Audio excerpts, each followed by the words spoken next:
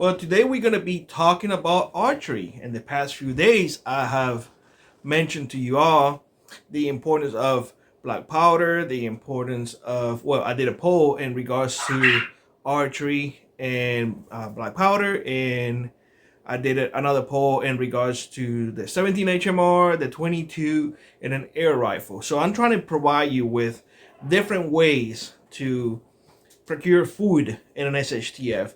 And today we're going to be talking about archery because it is important to understand that archery does have a place when it comes to preparedness. Why I'm saying that archery does have a place when it comes to preparedness, because I did a quick search online, and I essentially type like something like this: which countries in the world restrict bow and arrows? And I believe that it was like 5, and that was North Korea and some other countries, like very specific. And I was like, whoa, that is awesome. That is awesome that bow and arrows don't have restrictions, or barely any restrictions.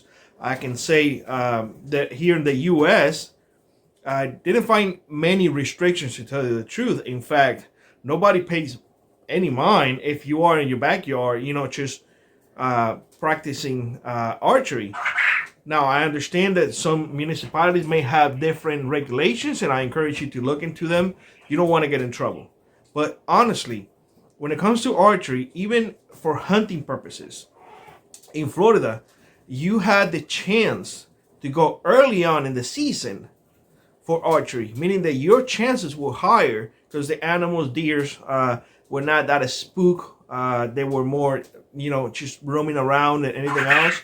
And of course, it does take a lot more, skill to, take down a deer with a bow and arrow. It's not like pointing and just pressing the trigger. No, it takes a lot more than that. And that's what I want to also emphasize. When folks say, oh, no, just go with bow and arrow, you archery, and that's the way to go. Understand that mastering that art takes a lot longer. There is a reason why it's an art. It's not something that you pick up and the next day you're good to go. No. There is a reason why a crossbow was invented. The crossbow, any infantryman back in the day, medieval times, can grab it and go at it. Very easy to handle. A bow, on the other hand, requires daily practice. In fact, I believe back in the kings and queens and whatnot, every man was required to practice at least an hour a day to be proficient with the bow and arrow. And it is not something that is cheap either. You have to understand, especially compound bows are not cheap. You can find some that are cheap, but they are usually not that cheap. I hear all the time folks saying, well, just get a used one. Here's the problem, and this is something that it bugs me, because when they say get a used one, honestly, you have to understand that a bow is specifically for you. You do not have my same draw length. You don't have my same draw length. You do not have the same anchor that I have. Your peep sight might be in a different location than mine. Your weight, your draw length and weight are different. Mine is a 65-pound draw weight. You may be 55. Some people use 35, depending on your area. That's the one that I use. I can tell you that Mrs. D cannot draw my bow. It's too heavy for her. And every time that I have tried draw hers, it's like, what? Okay. And I can't shoot with hers because my pins are in different locations and don't align with the peep sight. Because why? Because then I'm shooting like this. You see what I'm saying? So every bow is specific for you. So when you buy a used one, you now have to go through the trouble or through the whole entire process of sighting that bow and making that bow yours. And I want to emphasize on that because, that's the misconception, that you're going to grab it and you're going to go at it. Now, when you buy a compound bow, you're going to get something that is strip. You're going to get lucky if you get pins on that thing. Really.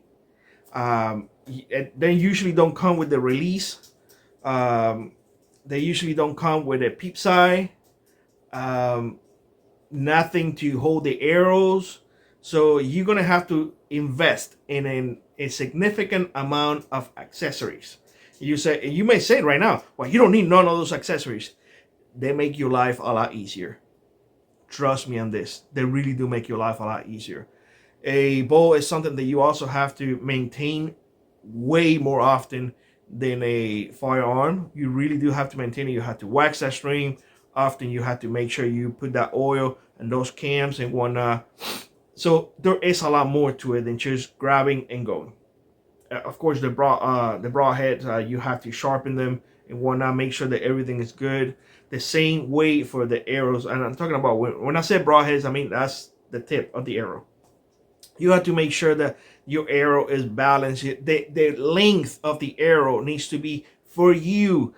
My arrows are cut to my measurements. Then you have to make sure that your flinching is okay and is good, because more than once, happens to me before, I break one.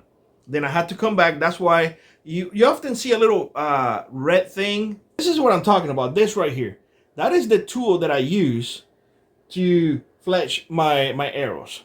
That is something permanent on my desk. Why? Because I have to do it often enough that I'll have it permanent in there.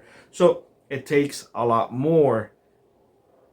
Nonetheless, is it a good thing to have as part of your preps? Absolutely. Is it critical?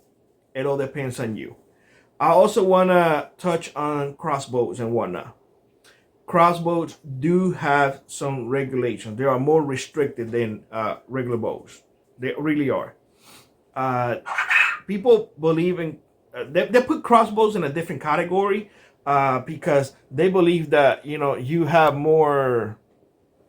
It's more like a firearm than anything else. It's not, but that's what people believe on it. So they do have a little bit more regulations. In fact, here in Alaska, for you to hunt with a crossbow, you have to get special classes and everything. For to use a bow and arrow, your regular bow and arrow course, which is very simple. So keep that in mind. Crossbows are different, a different category than bows and arrows. They're easy to use. They are expensive, but they are fairly easier to use when it comes to archery and whatnot. Nonetheless, let's also touch on longbows, those survival bows that you see everywhere nowadays that people are like, yeah, get those and just go at it. Well, let me emphasize on this. You're gonna have to practice the bejesus with that bow. You really will have to practice, because most of the time they don't have pins, meaning that you don't know where you're going to aim based on how many yards away you are. You're going to have to do it by feel. That's the way that folks did it back in the day, but this ain't back in the day. This is now. And you're going to have to practice quite a bit. They are way simpler. You get the full draw all the way from beginning to end, and then you have to hold it. You don't have that mechanical advantage of a compound bow. You really don't. So you're going to have to hold it there. If it's 50 pounds, you better hold that 50 pounds right there, because it will be 50 pounds all the way. So keep that in mind. When it comes to archery, it's a lot more complicated than what people make it to be, honestly. If you want me to oversimplify things, I can definitely do that. If you want me to flat out come in here and say, yeah, go for it. Archery is good. Get a used bow and you will be set to go. If you want me to do that you asking me to lie to you, honestly. Archery is beautiful. It is calming. It's one of my favorite things to do when I'm really stressed out. I really do put my target outside, especially during summertime, and I just send arrows down the range, and I just love it. And I do it in my property. I do it in my property because it's very silent. That's a very good thing about bows and arrows are silent. Well, not completely silent, but it's not the same as firing a 22. You know, I'm giving you the 22 because that's, you know, the bullet that is, or the, you know, it's going to cause less noise than anything else. Even a suppressed 22 is louder than a bow and arrow. A crossbow is a little louder, believe it or not. Keep that in mind. Nonetheless, I just want to emphasize on the fact that yes, archery does have a place in the preparedness. Yes, it is beautiful. Yes, it does have even less restrictions than a black powder. And yes, it will take you longer to master it. However, once you master it, tell you what, an arrow can do a lot of damage and it's silent. A lot of damage. So take it for what it's worth. It is a great tool to hunt. It is a great tool to provide food for your family. And it was used in wars back in the day. So it is a great tool to defend yourself and your loved ones. With that being said, I hope you have a great one. Like always, rock on, rip on, and I will see you on the next one. Bye-bye, everybody.